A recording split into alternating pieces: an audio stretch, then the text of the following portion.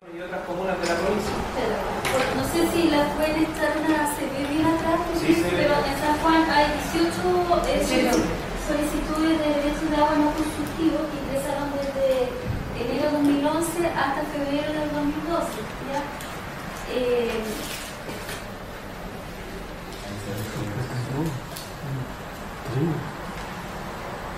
Osorno tiene harto.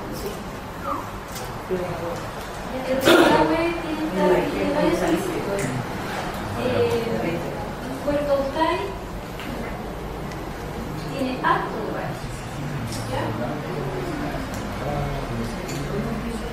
Sí,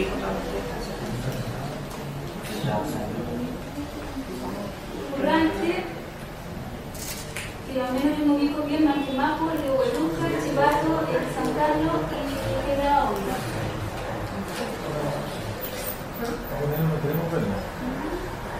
Yehue también está afectado. Sí, Pimaquén tiene altos puntos de solicitud, pero solicitaron por comuna de Yehue y también Osorno. Río Negro también, el río Chalhuaco y el río Yehue tienen muchos puntos de solicitud.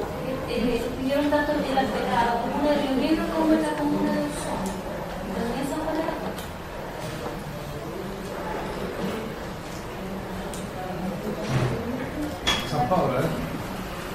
San Pablo tenemos el río Pimaquén. 2 solicitudes más. pero nos afecta todo el ramo. Sí. Pero son todas no consultivas. Estas aquí son no consultivas, en mi provincia se hicieron 118 solicitudes de derechos de agua no consultivos. ¿Ya?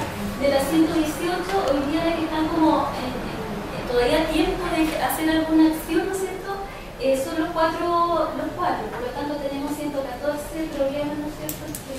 Bien.